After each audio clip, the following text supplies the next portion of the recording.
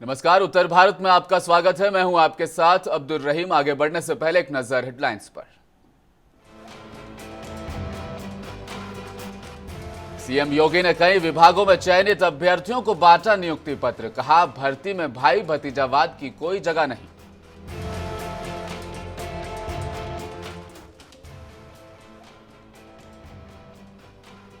और मेरठ में सीएम योगी ने कांवड़ यात्रियों पर की गुलाब के फूलों की बारिश। हाथ जोड़कर किया अभिवादन।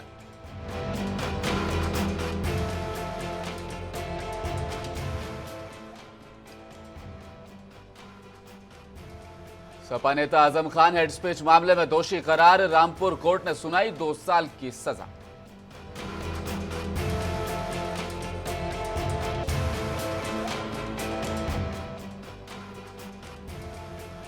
मध्य प्रदेश विधानसभा चुनाव सीएम शिवराज नहीं, मोदी के फेस पर लड़ा जाएगा। आला हाईकमान का फैसला, संकट में मामा का करियर।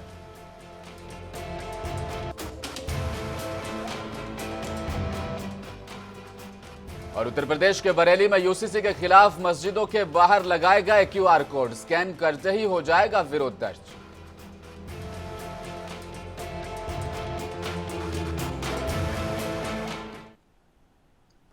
और अब खबरें विस्तार से। उत्तर प्रदेश लोक सेवा आयोग और उत्तर प्रदेश अधीनस्थ सेवा चयन आयोग द्वारा निष्पक्ष और पारदर्शी भर्ती प्रक्रिया के अंतर्गत कई विभागों में चयनित अभ्यर्थियों को सीएम योगी ने नियुक्ति पत्र बांटे। इस दौरान सीएम योगी ने 66 समीक्षा अधिकारी, 204 अनुदेशक और 130 कनिष्ठ सहायक, कुल 400 को नियुक्ति पत्र वितरित किया। इस दौरान सीएम योगी ने सभी चयनित युवाओं को हृदय से बधाई दी। इस दौरान सीएम ने कहा कि आपने देखा होगा, पिछले 1.5 वर्ष में यह 17वां नियुक्ति पत्र वितरण कार्यक्रम है। अब तक हमने 55,000 से अधिक नियुक्ति पत्र दिए हैं। नजरिए से देख रहे हैं कि हाँ, उत्तर प्रदेश के अंदर क्षमता है, उत्तर प्रदेश कुछ कर सकता है। आज यहां पे किसी भी प्रक्रिया में भाई भतीजावाद के लिए, जातिवाद के लिए या किसी भी प्रकार के अन्यवाद के लिए कोई जगह नहीं है। संविधान के प्रावधानों के अंतर्गत दी गई व्यवस्था का पालन करते हुए पूरी निष्पक्षता के साथ, पारदर्शी तरीके के साथ हम इन कार्यक्रमों को आगे बढ़ा रहे हैं। आज उत्तर प्रदेश के अंदर स्थितियों में जो व्यापक बदलाव आए हैं, उसके परिणाम भी हम सबके सामने हैं। ग्लोबल इन्वेस्टर समिट में लगभग 36 लाख करोड़ रुपए के निवेश के प्रस्ताव हमें प्राप्त होते हैं। याद करिए, 36 लाख करोड़ ये सामान्य राशि नहीं, ये बहुत बड़ी राशि है। और उत्तर प्रदेश में जब ये व्यवस्थित रूप से इसका निवेश होगा, उसे नजरिए से देख रहे हैं।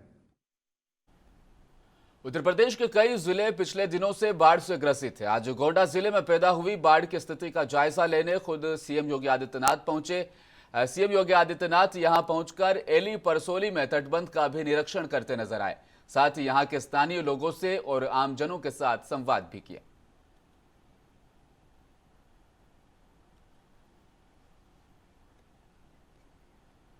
उत्तर प्रदेश के मुख्यमंत्री योगी आदित्यनाथ की वजह से भोलेनाथ के भक्तों के चेहरों पर उस समय खुशी दमदमा उठी जब खुद सीएम योगी ने कांवड़ियों पर पुष्प वर्षा कर उनका इस्तकबाल किया। दरअसल सीएम योगी कल शुक्रवार को अचानक ही दिल्ली देहरादून मेरठ बाईपास पहुंच गए। यहां पहुंचकर उन्होंने हरिद्वार से जल लेकर आ रहे कांवड़ियों का पुष्प वर्षा कर स्वागत किया। ये देख कांवड़ियों की खुशी का ठिकाना नहीं रहा और सभी ने भोलेनाथ के जयकारों के साथ मुख्यमंत्री योगी आदित्यनाथ जिंदाबाद के नारे भी लगाए। इस दौरान सीएम योगी के साथ कैबिनेट मंत्री स्वतंत्र देव सिंह भी मौजूद रहे। सीएम ने 8 मिनट तक गुलाब के फूलों से कांवड़ियों पर फूलों की बारिश की।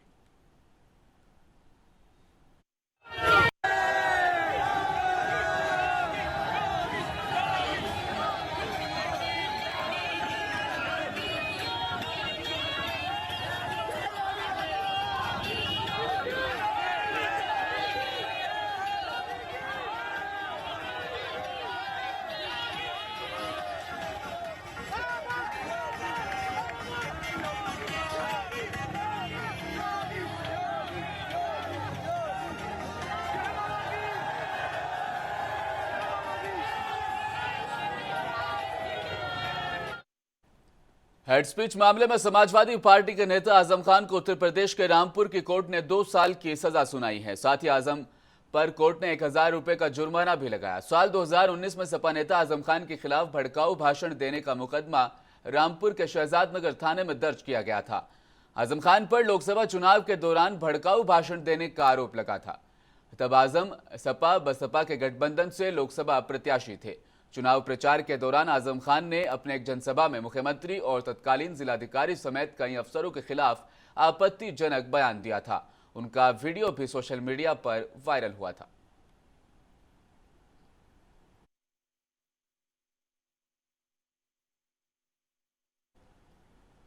ज्यादा जानकारी देते हुए बताते चलें कि फिलहाल इस मामले में रामपुर एमपी एमएलए कोर्ट से आजम खान को जमानत मिल चुकी है। वहीं आजम खान के अधिवक्ता विनोद शर्मा ने बताया कि हम कोर्ट में अपील फाइल करेंगे। 3 महीने का समय है और 20-20 हजार रुपए के 2 जमानतियों पर आजम खान को यह जमानत मिली है।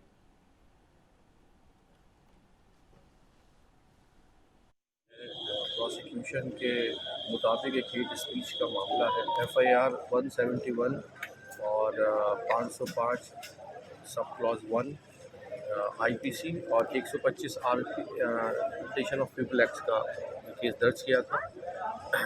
उसमें जो प्रोसिक्यूशन ने 3 आई विटनेसेस प्रोसिक्यूशन के मुताबिक पेश किए थे, बाकी और फॉर्मल विटनेसेस पेश किए थे। हमारी बहस हो चुकी थी। आज फैसले के लिए नियत था। आज कोर्ट ने उनको कन्विक्ट किया और उनको 2 इयर्स का इम्प्रिजनमेंट सेंटेंस जो है सुनाया है। हमारी तरफ से एप्लीकेशन दी गई कि इनको ज़मानत पर रिहा किया जाए। और आखिरकार मध्य प्रदेश विधानसभा चुनाव 2023 में भारतीय जनता पार्टी प्रधानमंत्री नरेंद्र मोदी के चेहरे पर ही जनता के बीच जा रही है। हाल ही में लॉन्च हुए बीजेपी के गाने ने तस्वीर और ज्यादा साफ कर दी है। बीजेपी का चुनावी गाना एमपी के मन में बसे हैं मोदी के लॉन्च होते ही सब कुछ अब साफ हो चुका है। जानेंगे हमारी इस रिपोर्ट के जरिए से आखिर क्या वो मुख्य कारण हो सकते हैं कि एमपी में अब भाजपा सीएम शिवराज सिंह को पसंद नहीं कर रही। क्या वास्तव में मामा शिवराज का राजनीतिक करियर संकट में है? देखिए तफसील से हमारी ये रिपोर्ट।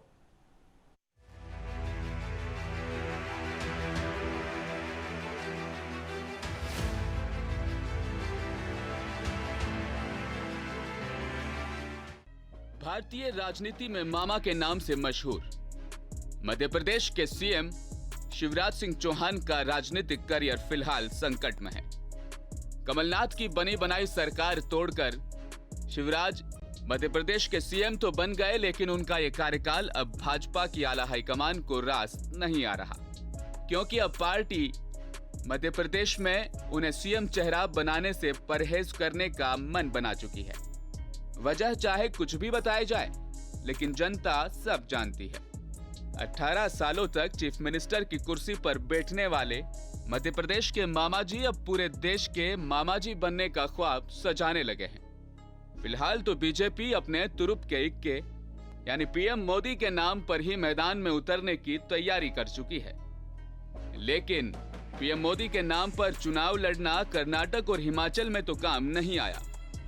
वैसे बात की जाए तो मध्य प्रदेश में मामा के अलावा बड़े नेता नरेंद्र सिंह तोमर, कैलाश विजयवर्गीय जैसे दिग्गज मौजूद हैं। और इस बीच एमपी के गृह मंत्री नरोत्तम मिश्रा ने भी अपनी कट्टर हिंदुत्ववादी छवि बना ली है। फिल्मों का बायकॉट करना हो या मस्जिद और मदरसों के खिलाफ भड़काऊ बयान देने हो, उनकी इस छवि ने भी शिवराज सिंह चौहान के फेवरेटिज्म को करारा झटका दिया है। अब बात करते हैं सबसे बड़े एक्स फैक्टर की। नाम है ज्योतिरादित्य सिंधिया, कांग्रेस के सबसे बड़े युवा नेताओं में से एक, जिनको सीएम की कुर्सी नहीं मिली तो अपने 22 साथियों के साथ बगावत कर भाजपा में सीएम बनने की चाहत से शामिल हुए। उस वक्त तो उड्डयन मंत्रालय देकर उन्हें संतुष्ट कर दिया गया, लेकिन इस बार सीएम बनने की तमन्ना उनकी भी उरूज पर है। अब तमाम हालात को देखकर भाजपा आला हाईकमान ने मोदी फेस पर चुनाव लड़ने की रणनीति बना ली है। लेकिन सूत्रों ने जानकारी ये भी दी है कि एमपी विधानसभा चुनाव से पहले शिवराज सिंह चौहान को भाजपा कभी भी टाटा बाय बाय बोल सकती है, क्योंकि हाल ही में हुए सीधी पेशाब कांड ने एमपी की सियासत को हिलाकर रख दिया। मामाजी ने जिस आदिवासी दलित के पैर धोए, उस दशमत ने खुद मीडिया में आकर बयान दे दिया कि पेशाब कांड तो उसके साथ हुआ ही नहीं।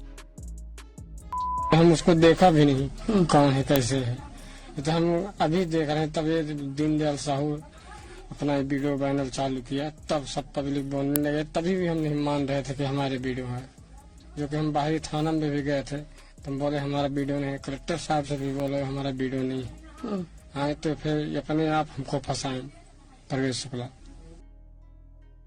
इसके अलावा मामाजी की सरकार घोटालों की सरकार के नाम से भी जानी जा रही है।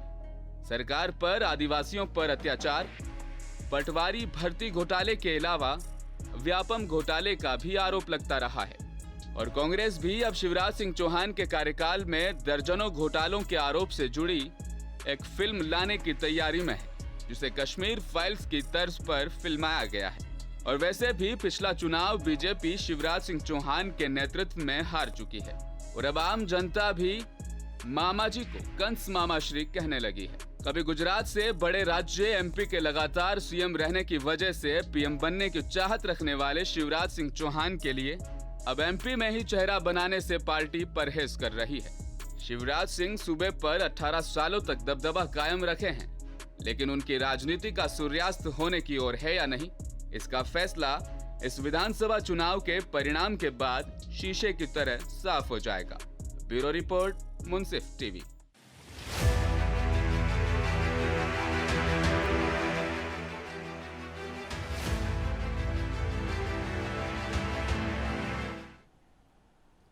जनपद संभल के चंदौसी के ग्रेटर चंदौसी स्थित शिव मंदिर नर्मदेश्वर धाम में प्राण प्रतिष्ठा समारोह का आयोजन किया गया, जिसमें शिव परिवार के सदस्यों की स्थापना की गई। उसके बाद कल से यहां पर एक भंडारे का आयोजन भी किया जाएगा, जो कि लगभग 10 से 12 हजार लोगों के लिए है।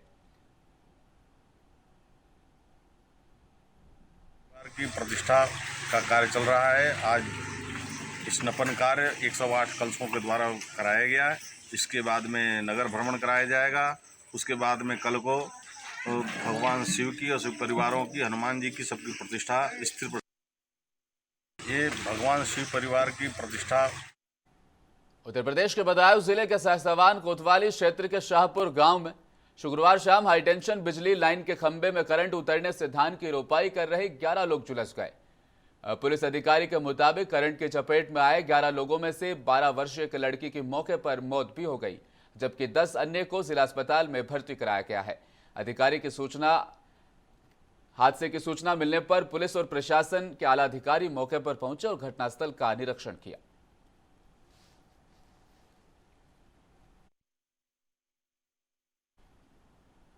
सीतापुर नवागत मुख्य चिकित्सा अधिकारी डॉक्टर हरपाल सिंह ने मुंसिफ टीवी से खास बातचीत की। इस अवसर पर उन्होंने कहा, हमारी प्राथमिकता है कि अस्पतालों में समय पर साफ सफाई का खास ख्याल रखा जाए, ताकि मरीजों के प्रति किसी भी तरह की लापरवाही बर्दाश्त नहीं की जाए।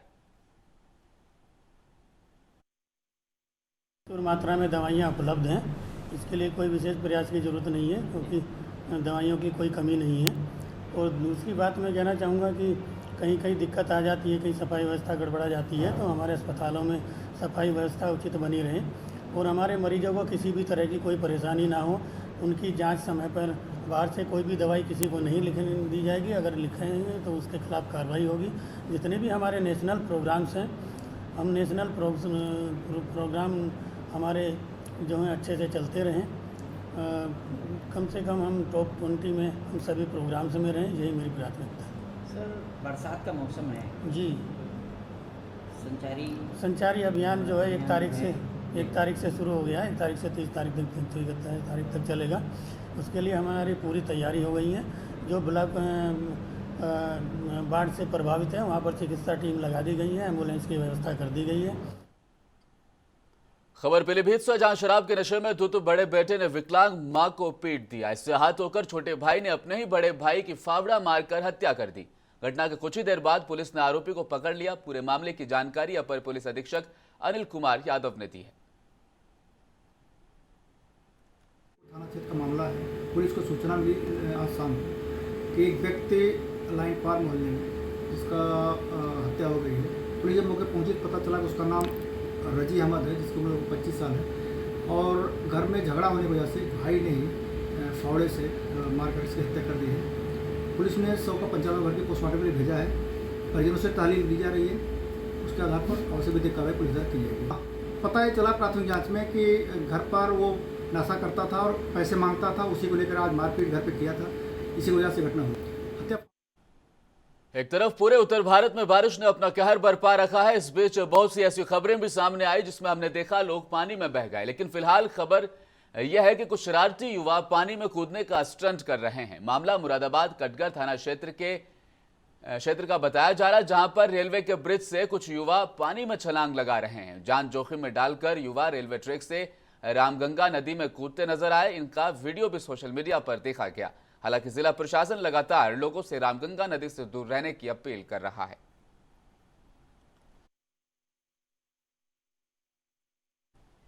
बांदा जनपद के बबेरू कस्बे के कैलाश मंदिर में प्राकृतिक जागरूकता संगोष्ठी का आयोजन किया गया, जिसमें संगोष्ठी में बीएसएफ के आईजी राजा बाबू सिंह पहुंचे और लोगों को पर्यावरण के विषय में उन्होंने जागरूक किया।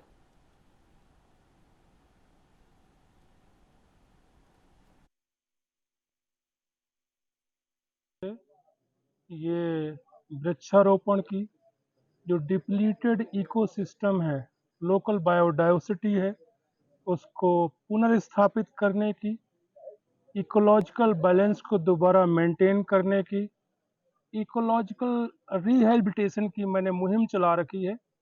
उसी के तहत इस बार भी मैं 3 दिन का अवकाश लेकर के अपने कार्यस्थल दिल्ली से अपने गृह जनपद बांदा आया हूं। आज ये पहली गोष्ठी है इस सीरीज में।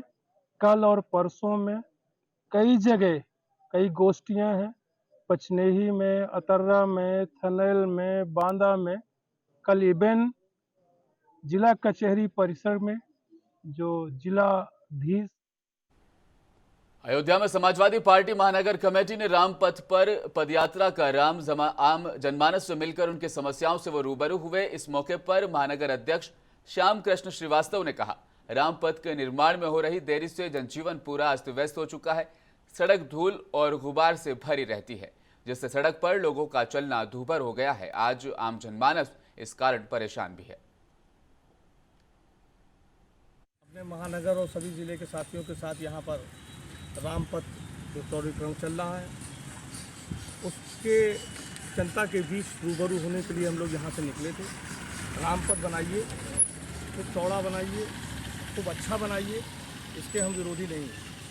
हम लोग जो जनता को परेशानी हो रही है, जैसे देखिए सामने ये आपका डाला आया है। अब इस डाले को ये नहीं पता कि हम दाएं जाना है कि बाएं जाना है, वो फंस गया आगे। उसके पीछे बोलेरो गाड़ी खड़ी है। जो व्यवस्था देनी चाहिए थी प्रशासन को, शासन को। पूरे उत्तर प्रदेश के साथ साथ मुरादाबाद में भी हो रही मूसलाधार बारिश के चलते मुरादाबाद थाना मझोला क्षेत्र के भोलानाथ कॉलोनी में जलभराव की इतनी भयंकर समस्या उत्पन्न हो गई है, जिसकी वजह से भोलानाथ कॉलोनी में नाव से लोगों को सामान ले जाना पड़ रहा है। जबकि मुरादाबाद के थाना कटघर क्षेत्र के भोलानाथ कॉलोनी में ना ही तो कोई उस एरिया में रामगंगा जैसी नदी है और ना ही कोई नहर। इसके बावजूद भी भोलेनाथ कॉलोनी में इतना जलभराव हो जाता है, जिसकी वजह से उस इलाके में नाव चलानी पड़ती है। नाव में बैठकर लोगों के घर तक पहुंचा जाता है। तो घर में रहने वाले लोगों ने यह भी बताया कि हमारे मोहल्ले का बहुत ही बुरा हाल है।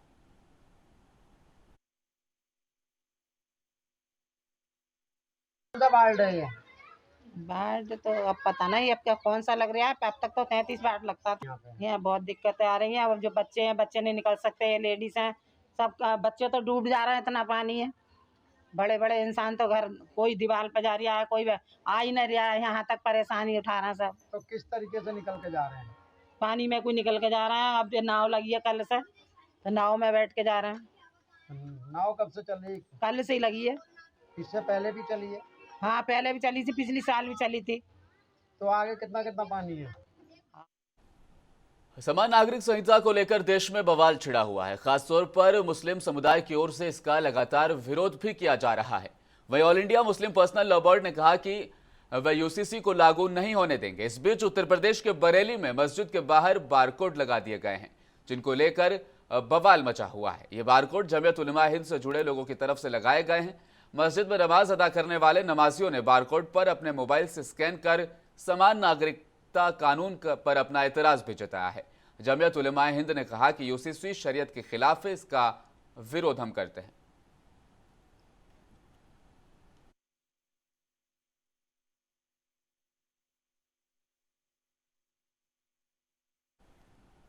उत्तर भारत न्यूज के आखिर में एक बार फिर नजर डालेंगे हेडलाइंस पर। सीएम योगी ने कई विभागों में चयनित अभ्यर्थियों को बांटा नियुक्ति पत्र, कहा भर्ती में भाई भतीजावाद की कोई जगह नहीं।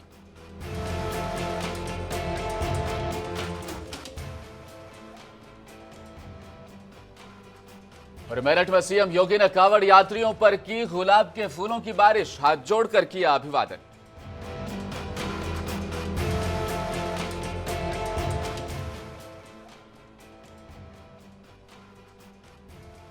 सपा नेता आजम खान हेड स्पीच मामले में दोषी करार, रामपुर कोर्ट ने सुनाई 2 साल की सजा।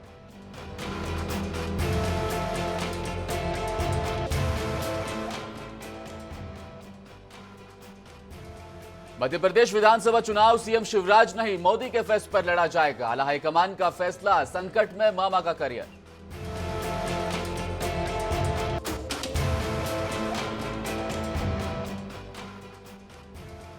बरेली में यूसीसी के खिलाफ मस्जिदों के बाहर लगाए गए क्यूआर कोड, स्कैन करते ही हो जाएगा विरोध दर्ज।